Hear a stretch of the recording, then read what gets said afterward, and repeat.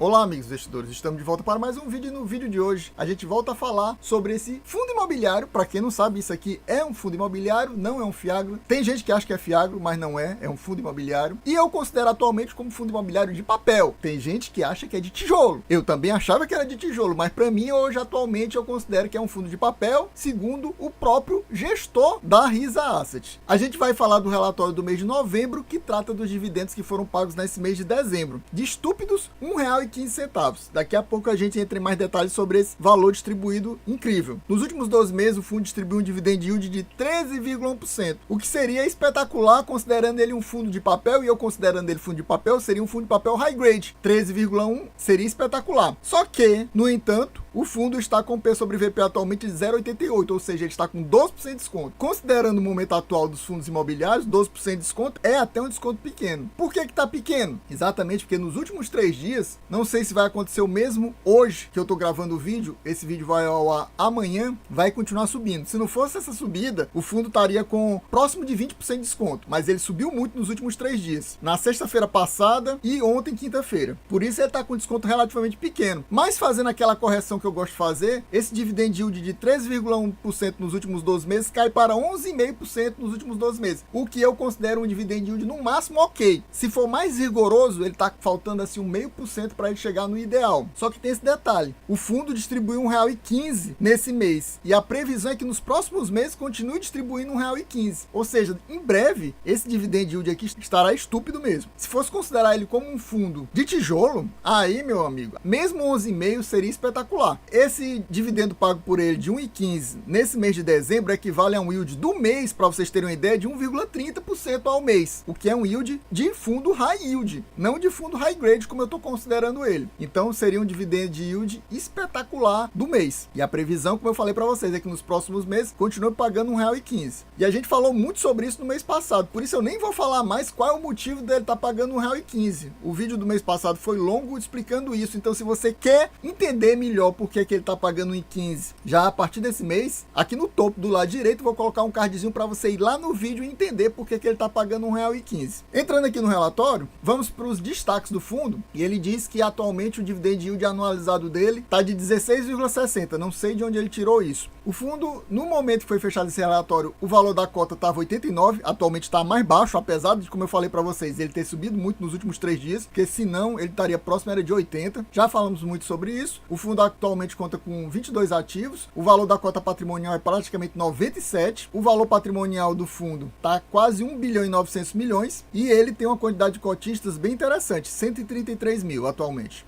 Chegamos aqui nos resultados do fundo, mas antes disso eu gostaria de perguntar, você afinal de contas possui esse belo fundo aí na sua carteira? Ou está pensando em aumentar a sua posição até para reduzir o seu PM, aproveitando esse momento que ele está descontado? Eu não creio que ele vai ficar descontado por muito tempo. No mês de novembro o fundo teve um aumento na cota dele, porque esse aqui ainda não tinha começado a ser pago, mas já se sabia que ele ia pagar R$1,15. Então por isso deve ter tido essa alta. Aqui tá errado, pessoal, porque aqui no início de novembro era para ser no início de dezembro. Referente ao mês de outubro era para ser referente ao mês de novembro. Eles pagaram R$1,15. Até porque no mês passado eles não pagaram R$1,15 e não faz sentido no relatório do mês de novembro tá falando do mês de outubro. O mês de outubro é o relatório de outubro. Então aqui para mim tá errado. A pessoa fez Ctrl+C, Ctrl+V do relatório do mês passado e simplesmente não trocou aqui os meses. Essa parte está correta. E essa parte, como eu falei, a variação positiva aconteceu muito mais por causa que sabia-se que já ia pagar R$1,15, porque já tinha sido anunciado pela gestora. Até em live eles anunciaram isso aqui. Então a gente já sabia que ia acontecer isso. Era para ter continuado subindo quando foi anunciado no final do mês que ia pagar R$1,15 e que pagou R$1,15. Mas como teve essa questão da Selic aumentando 1% esse mês, ainda indicando que ia ter mais 2 aumentos, um em janeiro e um em março, principalmente aquela turma que é mais sardinha, ficou mais fujona, digamos assim, da renda variável, fugiu mais ainda e as cotas caíram mais ainda. E voltando aqui, você tá pensando em colocar ele na sua carteira, aumentar a sua posição, ou ao contrário disso, você tá querendo reduzir a sua posição? Eu não imagino nem porquê. Me diga aqui nos comentários para gente trocar informação, trocar figurinhas. E meu amigo, se você ainda não é inscrito nesse canal, não perca mais seu tempo de forma alguma, já se inscreve agora, não pense 2 vezes, se inscreve agora, já larga aquele likezão, muito importante largar o like para aumentar o engajamento. Desta forma o YouTube distribui para mais pessoas e a gente conseguir bater a meta, porque esse fundo aqui ficou assim, com a corda no pescoço, por muito pouquinho. Se eu fosse mais rigoroso, nem traria vídeo dele nesse mês. Mas se novamente der ruim, esse mês a média caiu, e eu tô fazendo agora vídeos dependendo da média. Se esse vídeo bater pelo menos uns 500 views, a gente deve trazer ele novamente. Mas se não, provavelmente a gente só vai trazer ele, um novo vídeo dele lá para março. Então fique atento para ajudar a gente a bater as metas. Aqui a gente chega na DRE do fundo, uma das piores DRE que existe de fundos, de todos os fundos da nossa bolsa. Menos péssimo, que eles trouxeram pelo menos 2 meses para comparar, porque antes eles estavam trazendo apenas um mísero mês. Era pior ainda. Eles agora colocaram 2 meses. Mas para mim aqui novamente tem um erro. Você vê que a receita imobiliária, que para quem não sabe é tão mal feito isso aqui, que é a soma disso mais isso. Não fica claro. A soma desses dois dá isso aqui, meus amigos. Dá isso aqui. Só que você olha, parece que são 3 coisas diferentes. Mas não. Essa linha é a soma dessa mais essa. Você vê que teve um aumento de 17 milhões e 700 para 21 milhões e 292. Uma diferença de mais ou menos 3 milhões e meio. Meus amigos, como é que salta de 3 milhões e meio se não for por causa de valorização imobiliária? Aí você vai dizer assim,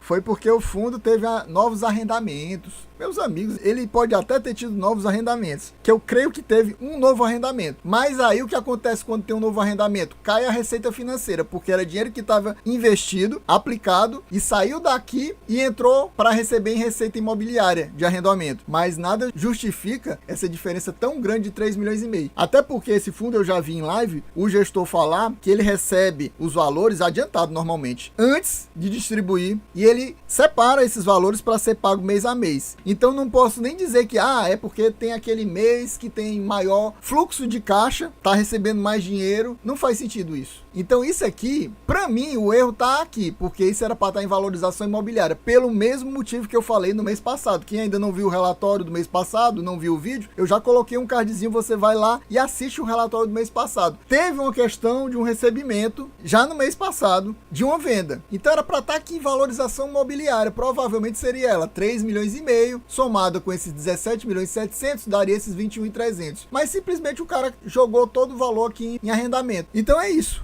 Então para mim aqui é erro. Era para estar aqui em valorização imobiliária e tá simplesmente aqui tudo junto em arrendamento. Aí no final das contas mostra esse salto em receitas de 18 milhões e 866 para 22.346. Praticamente aqueles 3 milhões e meio a mais que eu falei para vocês, que teve daqui para cá. Até porque o valor da receita financeira é meio que desprezível, a diferença daqui para cá é 80 mil apenas. As despesas mudaram, mas não mudaram tanto, caíram no final das contas também, de outubro para novembro, e no total o resultado do fundo foi bem melhor, de 16.900 praticamente para 20.700. Uma diferença já próxima de 4 milhões. Então, no caso, o resultado por cota ficou 90 centavos no mês de outubro e 1,10 em novembro. E ele pagou quanto? 1,15. Ou seja, ele ainda teve que colocar dinheiro da reserva para complementar aqui. E a gente vê que aconteceu mesmo isso. 2,61 caiu para 2,54. O que também não faz muito sentido. Porque se ele colocou apenas 5 centavos para ter caído para 2,56 e não 2,54. É umas contas que não fazem muito sentido. A gente chega aqui nesse novo gráfico que o fundo nos mostra, que é um gráfico legal, porque ele mostra o que o fundo pagou nos últimos meses. Ele estava pagando feito um relógio 90 centavos, todos os meses, 90 centavos, 90 centavos. E a partir do mês de novembro, que é pago em dezembro, ele já subiu para 1,15. E a previsão é de continuar 1,15. Você vê que a expectativa máxima de pagamento dele é 1,25. E a expectativa mínima de pagamentos é R$1,05. E ele está pagando o quê? R$1,15, ou seja, no meio, exatamente no meio, na média desses dois valores aqui. Ao contrário do que ele fez lá no RZAG, o fiagro deles, eles prometeram pagar 12 centavos e não pagaram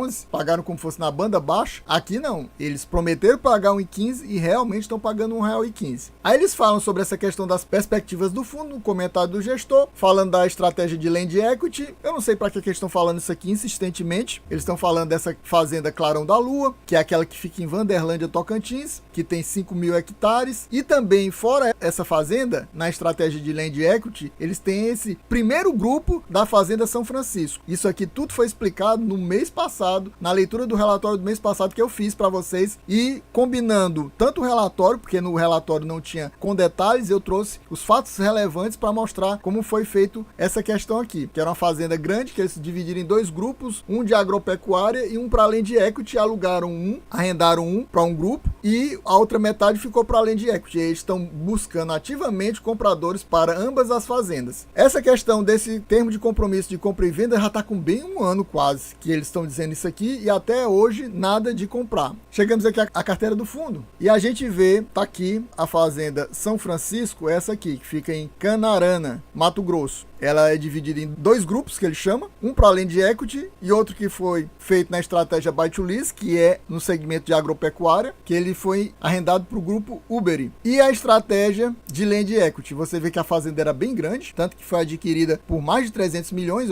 182 milhões está na Land Equity e 115 milhões para essa parte da agropecuária, foi arrendado para o grupo Uberi. O outro grande negócio que eles fizeram foi esse aqui, mas antes, mostrar aqui para vocês essa fazenda em Vanderlândia, que é a outra aqui estratégia da Land Equity deles, que também é bem grande, 156 milhões, na soma dos dois, mais de 300 milhões do valor de compra, mas quando eles vendem, na realidade, eles sempre buscam um valor muito maior, eles querem dobrar, triplicar esse valor. A maior fazenda de todas é essa aqui, de 372 milhões, que foi vendida por 600 milhões no mês passado, para esse grupo aqui, N-Fries, mas esse grupo N-Fries, ele fez o quê? Ele pegou a fazenda, comprou, que ela tava com o pessoal desse grupo Lermen, o grupo Lermen não quis ficar com a fazenda, deixou o fundo vendeu para essa agropecuária N-Fries, que arrendou para o grupo Lermen. Mas o que importa na relação fundo, o investidor aqui é a agropecuária N-Fries, que comprou. Aí você vai dizer, mas se comprou, por que tá aqui? Exatamente porque ela ainda não pagou, né? Ela vai ficar pagando parcelado em 6 anos. Pessoal, então a gente vai ficando por aqui, espero que vocês tenham gostado. Quem gostou já sabe, se não for inscrito, se inscreva agora mesmo, não perca mais seu tempo. Já se inscreve, já larga aquele likezão muito importante, largue o like sem pensar 2 vezes, pra gente conseguir bater a meta da maior quantidade de views possível, pra no mês que vem trazermos novamente aqui a leitura do relatório do mês de dezembro aqui do RZTR11 da Risa Asset. É isso aí, valeu, até a próxima e fui!